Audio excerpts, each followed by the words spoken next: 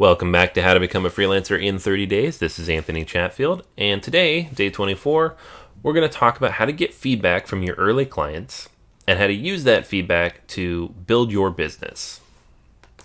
The goals for today then are going to be to contact some early clients and request feedback, and we're going to talk about how to do that and where you can get them to post that feedback. Basically, the goal here is to help leverage whatever early successes you have to build your business more rapidly by generating social proof. So the feedback process, this is how it looks. When a project is completed and it's completed successfully, because you want good feedback, you will reach out to individual clients and ask them to provide some kind of feedback for you. Now, you're not always going to get feedback by default. There was a study not too long ago that said, I think it was talking about Amazon reviews, only 1 in 1,000 people who download or interact with a book will actually leave a review. And then another study, I think shortly after that, stretched that number out to closer to 1 in 10,000, especially if the content was free. That's not very often. So the only way to kind of tweak that is to ask people to do it. If you don't say anything on Elance, for example, you might get a review once out of every 4 projects. And you're much more likely to get a negative review than a positive one because people who are upset are much more likely to leave a review. There's significant value in those good reviews, and psychologically, people need to see a good 10 or 15 positive ones to every bad one to weigh them out. If there's one good and one bad, most people will hedge their bets and avoid that individual. That's a 50% rating. You really want to be in that 90% range. Now, ideally, you never get any negative feedback, but it's going to happen. You're going to rub someone the wrong way eventually, or someone's just going to be in a bad mood or think you charge too much or whatever it ends up being. It won't be your fault necessarily, but you'll get it, and you want to make sure it's balanced out by as much positive feedback as possible. If you do get negative feedback, respond carefully. Email the person, ask them what you could have done differently, if there's anything you can do to help. Don't immediately respond with an angry comment of your own, because that just makes it look like an argument. But at the same time, be willing to defend yourself, or at least offer clarity, in a comment or review that tells people why that negative review happened. But in the end, it's all about the positive feedback. Over the course of 5 years as freelancing, I got maybe 100, 150 reviews from individual clients on Elance alone, and I think 145 of those, so all but 4 or 5, were very positive. A very small number of people were negative, and they've been kind of watered down at this point. You really don't see them in the results. It happens, though, and you just have to roll with the punches when it does.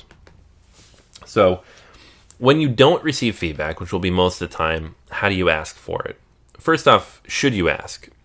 If you think you did a good job, if you think you got the job done early, at a decent cost, and with a high level of quality, ask for a review. Absolutely. If you are concerned that maybe the person wasn't 100% happy, or maybe there's something you could have done better, first off, offer to fix it. But second off, maybe question whether or not you need a review out of that person. Some people just are difficult, and you don't want their reviews. But all feedback has good value. You want to get quality feedback from people. When you do ask for it, send just a quick, simple email. Don't kill yourself over it. Just be like, hey, had a great time working for you. Would love to do it again. If you have a few minutes, if you can leave just a quick, review for me. There are a lot of places to get those reviews. Always try to get feedback on Elance, because that's how you're going to build your portfolio and help raise your ranking in the search. You can also ask for recommendations on LinkedIn. You can ask for reviews on Google. You can ask for quick reviews on Facebook. And then the ultimate is to ask for a testimonial or use of a case study on your website. So if you really think you killed it and they're happy, escalate and ask them to offer additional feedback and review elsewhere. The long-term value of that feedback is that, A, you gather testimonials. If somebody leaves a good review, ask them if you can use it elsewhere with their name attached. About half of people will say yes to this. They won't volunteer it. You have to ask. But once you ask, they usually say yes. Verify all your credentials on Elance as soon as possible. So Elance lets you verify things, and if somebody's left a piece of feedback, one of the verification credentials can be they'll call that person and ask them, is this true? And if they say yes, you get that verified symbol on your profile. It really helps to kind of build credibility that you've gone to the trouble to do that. You can use feedback and samples on your website, but again, always ask for approval first. Don't just start posting stuff. And then you can use it for samples that you send out to people when they're asking for examples of work you've done in that area.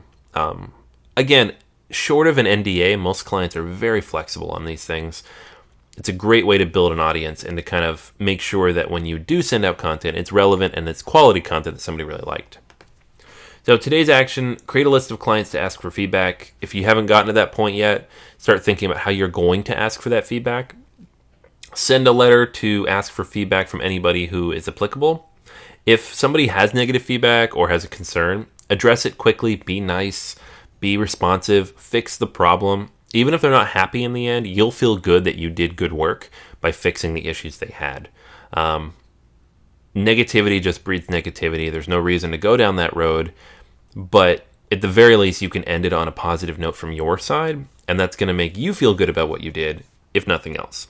All right, so that's everything for today. Make sure you leave any questions or comments below. If you have any additional thoughts or anything specific circumstances you want to review related to today's topic and getting feedback from clients, please let me know and I'll help out. And if you haven't yet, leave a review of the program. I would love your feedback. All right, that's it for today. I will talk to you tomorrow.